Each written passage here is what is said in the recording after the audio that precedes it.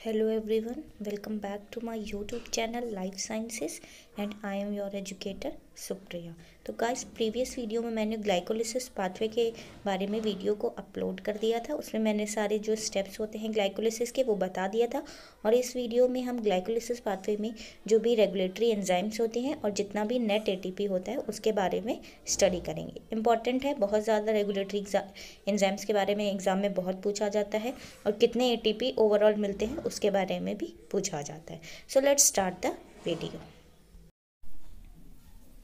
तो अब हम रेगुलेटरी एंजाइम्स के बारे में पढ़ेंगे। रेगुलेटरी एंजाइम जो ग्लाइकोलिसिस पाथवे को रेगुलेट करते हैं। तो मैंने ग्लाइकोलिसिस पाथवे के बारे में वीडियो को अपलोड कर दिया है, लिंक को डिस्क्रिप्शन बॉक्स में भी दे दिया है, तो आप जाके वीडियो को देख लीजिएगा, तब आप इस वीडियो को देखिएगा रेगुलेटरी एंजाइम्स को। रेगुलेटरी एंजाइम्स में क्या होता है कि 3 एंजाइम्स होती है। एक होता है हेक्सोकाइनेस, फ्रुक्टोफॉस्फोकाइनेस और एक होता है पायरुवेट काइनेस। तो जो पहला स्टेप्स होता है वो होती है हेक्सोकाइनेस। तो हेक्सोकाइनेस एक रेगुलेटरी एंजाइम है। एग्जाम में ये पूछा जाता है, जैसे आपको 4 ऑप्शन दे दिए जाएंगे, आपसे पूछा जाएगा कि इसमें से कौन सी रेगुलेटरी एंजाइम्स है, या फिर ये भी पूछ सकते हैं कि हेक्सोकाइनेस का क्या रोल है। वो तो हेक्सोकाइनेस का क्या काम है कि वो ग्लूकोज से ग्लूकोज 6 फॉस्फेट जो कन्वर्ट होता है इस रिएक्शन को परफॉर्म करती है फर्स्ट स्टेप में।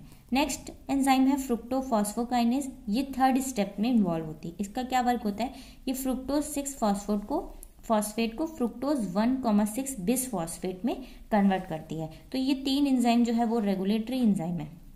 नेक्स्ट 3rd एंजाइम है पायरुवेट काइनेस, ये 10th स्टेप में रहती है, जो फॉस्फोइनॉल पायरुवेट को पायरुवेट में कन्वर्ट करती है।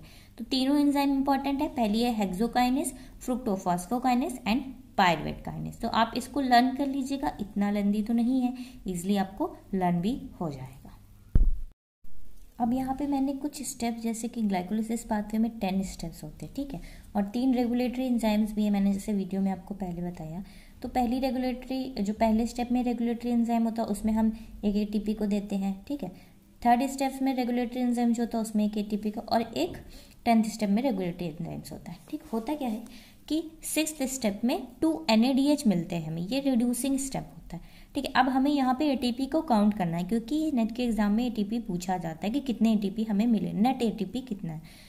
तो 7th स्टेप में हमें 2 एटीपी मिले, ठीक है। 2 एटीपी, जब हमें एटीपी मिलते हैं उसको कहते हैं सबस्ट्रेट लेवल फॉस्फोराइलेशन। तो 7th स्टेप्स में हमें 2 एटीपी मिले, और जो 10th स्टेप्स था उसमें भी हमें 2 एटीपी मिले। ये देखिए, ये 7th स्टेप था। 1,3 बिस फॉस्फोग्लिसरेट से जब 3 फॉस्फोग्लिसरेट बन रहा था तब हमें 2 एटीपी मिले थे। यहाँ पे एंजाइम था फॉस्फोग्लिसरेट का।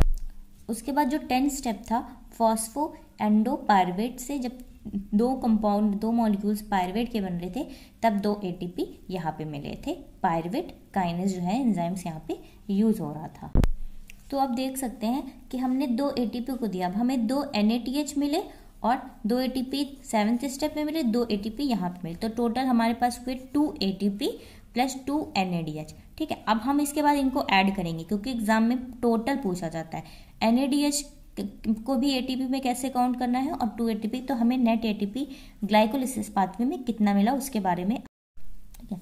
तो हमें क्या मिला कि होता क्या है कि एक जो NADH होता है, ठीक है, एक NADH वो होता है 2.5 एटीपी की बराबर, एक NADH मॉलिक्यूल। तो हमें हमारे स्टेप्स में ग्लाइकोलिसिस में क्या मिले थे, 2 NADH मिले थे, यानी कि कितने हुए, 5 एटीपी के बराबर। 5 एटीपी के बराबर हुआ। तो यहाँ पे क्या हुआ, 2 एटीपी मिले, क्योंकि यहाँ पे हमें स्टेप में 4 एटीपी तो मिले थे, लेकिन 2 एटीपी तो हमने पहले दिए भी थे ना, तो हमारे पास ओवरऑल 2 एटीपी मिले। तो हमारे पास कितने हुए, 2 एटीपी ये हुए, और प्लस 5 एटीपी, ये जो 2 NADH मिले थे वो 5 एटीपी हमारे हो गए। तो ओवरऑल हमारे हो गए 7 एटीपी। तो जो ग्लाइकोलिसिस पाथवे में वो नेट एटीपी मिला है, जो हमें नेट एटीपी मिला है वो है 7। तो ये बहुत इंपॉर्टेंट प्रोसेस है, ग्लाइकोलिसिस पाथवे को बहुत ही ज़्यादा पूछा जाता है। अब हम देखेंगे कि जो रेगुलेटरी एंजाइम है 3, उसमें इनहिबिटर कौन से हैं और एक्टिवेटर कौन से, यानी कि जो नेगेटिव रेगुलेटर्स होते हैं और जो पॉजिटिव रेगुलेटर्स होते हैं। इसके बारे में भी नेट के एग्जाम में बहुत ही ज़्यादा पूछा जाता है।